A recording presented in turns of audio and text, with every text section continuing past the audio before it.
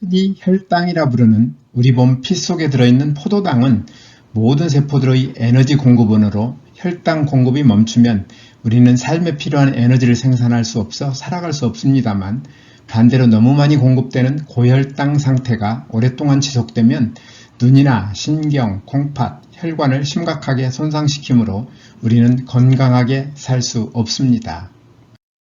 이처럼 혈당을 적정 수준으로 유지하는 것은 중요하기 때문에 우리 몸에서는 혈당을 적정한 범위 안에서 유지시키는 안전장치를 가지고 있는데, 이 역할을 수행하는 곳이 제 영상 125편에서 말씀드린 것처럼 이자라고도 불리는 췌장입니다.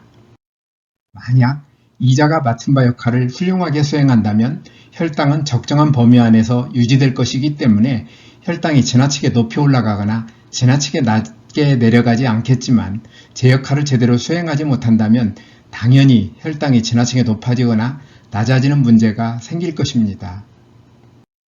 혈당이 지속적으로 높은 상태를 유지하면 콩팥에서 재흡수되지 못한 포도당이 오줌에 섞여 나오기 때문에 우리는 이러한 상태를 당뇨병이라 부르는데, 당뇨병으로 인한 높은 혈당은 혈관이나 신경을 포함한 세포들을 손상시키기 때문에 오랫동안 방치할 경우 심각한 합병증을 나타낼 수 있습니다.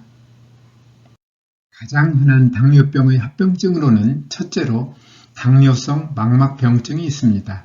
눈 뒤쪽 망막에 있는 빛에 민감한 조직의 혈관이 손상되는 증상인데, 심하면 시력을 상실할 수도 있습니다. 당뇨병의 두 번째 합병증은 당뇨성 신장질환입니다.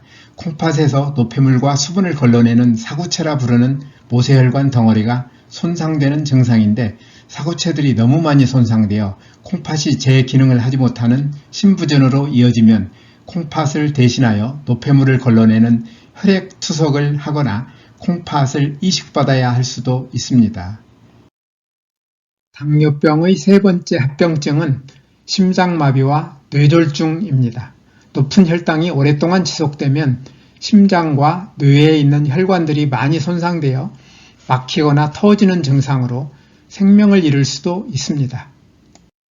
네 번째 합병증은 발 문제입니다. 혈관 손상으로 다리와 발에 혈액이 충분히 흐르지 않으면 궤양이나 감염이 잘 치유되지 않으며, 감염이 신체 조직에 피가 원활하게 공급되지 않아 세포가 죽어가는 궤저로 이어지면 발가락, 발 또는 다리 일부를 절단해야 할 수도 있습니다. 2021년 우리나라 당뇨병 유병률은 2018년과 비교할 때 30세 이상은 13.8%에서 16.3%로, 65세 이상은 27.6%에서 30.7%로 상당히 높아졌으며, 오늘날 당뇨병은 우리나라 남자들의 사망 원인 7위, 여자들의 사망 원인 6위를 차지할 만큼 많습니다. 이처럼 당뇨병은 우리 건강과 생명을 위협하는 무서운 질병으로 그 환자가 꾸준히 늘어나고 있는데, 당뇨병 환자의 이자에서는 무슨 일이 일어나고 있을까요? 당뇨병 환자의 이자에서 무슨 일이 일어나는지를 파악하기 위해 먼저 이자가 혈당을 어떻게 조절하는지를 자세히 살펴보겠습니다. 이자에서 혈당을 조절하는 데 필요한 호르몬을 생산하여 혈류로 내보내는 내분비 조직은 이자의 5%를 차지하며, 여기에는 지름 0.1에서 0.2mm 크기로 약 100만 개가 이자 곳곳에 섬처럼 흩어져 있는데, 이것을 랑게르한스 섬이라 부릅니다. 랑게르한스 섬에는 4종류의 세포, 곧 알파세포와 베타세포, 델타세포가 각각 20 내지 40%, 50 내지 70%, 10%의 비율로 들어있으며, 약간의 PP세포가 들어있는데, 바로 알파세포와 베타세포가 생산하는 호르몬들이 혈당을 적정 수준으로 조절하는 데 중요한 역할을 합니다. 음식물이 소화되어 작은 창자에서 포도당을 흡수하면 혈당이 갑자기 많아져 적정 수준보다 높아지게 됩니다. 혈당이 적정 수준보다 높은 것을 알게 된 이자에서는 베타세포에서 인슐린을 분비하여 혈관으로 내보냅니다.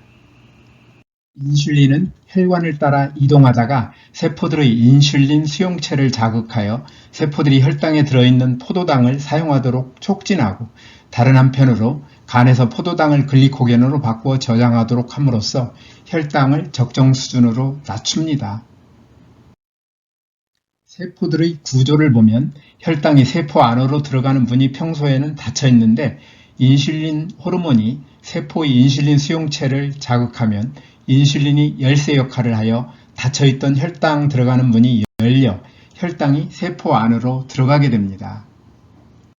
여기에서 인슐린 호르몬이 세포에서 작동하기까지의 과정은 인슐린의 생산과 이동, 수용체 자극, 인슐린 반응의 4단계로 나누어서 생각할 수 있는데 이자의 역할은 인슐린 호르몬을 필요한 시간에 필요한 만큼 생산하여 혈관으로 보내는 것까지이며 인슐린의 이동은 혈관이 인슐린이 세포의 인슐린 수용체를 자극할 때 반응하는 것은 세포의 몫입니다. 이제 당뇨병과 이자의 책임에 대해 이야기해 볼까요? 이자의 역할은 인슐린 호르몬을 필요한 시간에 필요한 만큼 생산하여 혈관으로 보내는 것까지이기 때문에 만일 인슐린이 필요한 시간에 필요한 만큼 생산되지 않으면 이것은 이자의 책임입니다. 인슐린이 충분히 공급되지 못하면 혈액의 인슐린 농도가 너무 낮아 세포들은 혈당을 에너지원으로 제대로 사용할 수 없으므로 혈당은 높은 상태를 유지하게 되는데 이러한 상태를 1형 당뇨병이라 부르며 1형 당뇨병은 주로 어린이나 청소년들에게 많이 생기기 때문에 소아당뇨병이라 부르기도 합니다. 그런데 췌장의 베타세포가 인슐린을 제대로 생산하지 못하는 이유, 곧 1형 당뇨병의 원인은 무엇일까요?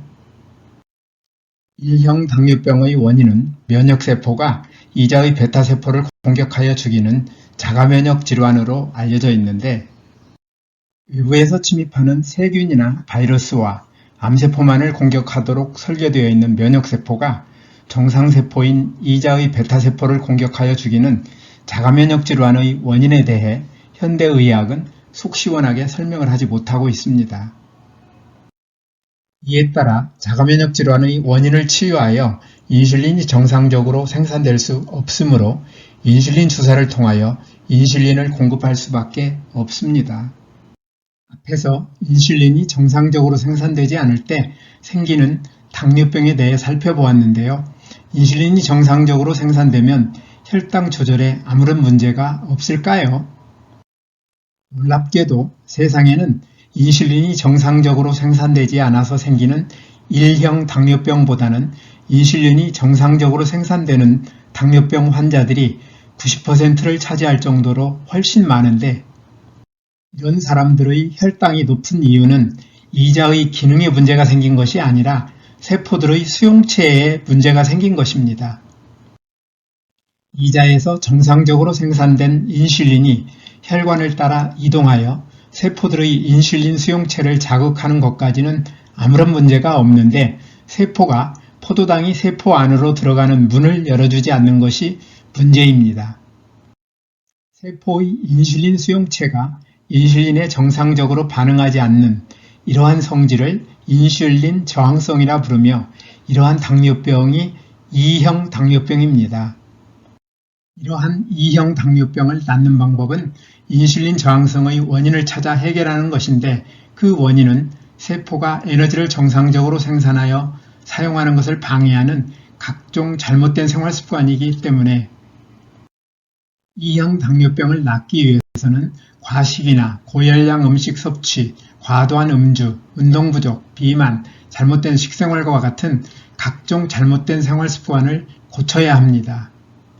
지금까지 이자의 역할과 당뇨병의 원인에 대해 살펴보았는데요.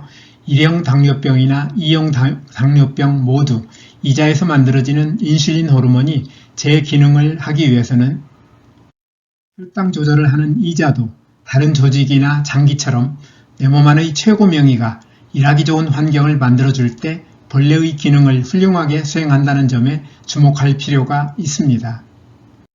내 몸 안의 최고 명의가 일하기 좋은 환경은 기본적으로 평소에 모든 조직이나 장기의 기능을 도와주는 생활 습관을 갖는 것인데 이러한 삶이 바로 뉴스타트입니다.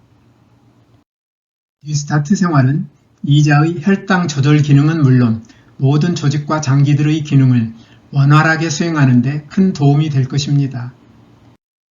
뉴스타트 생활에서 특히 생명식에 있어서는 과일과 채소, 곡식을 포함한 식물성 음식을 골고루, 통째로 충분히 먹는 것과 아울러 과잉 섭취할 경우 많은 문제를 일으키는 설탕을 포함하여 가공이나 정제된 나쁜 탄수화물, 포화지방과 트랜스지방, 소금과 알코올의 섭취를 줄이는 것이 중요합니다.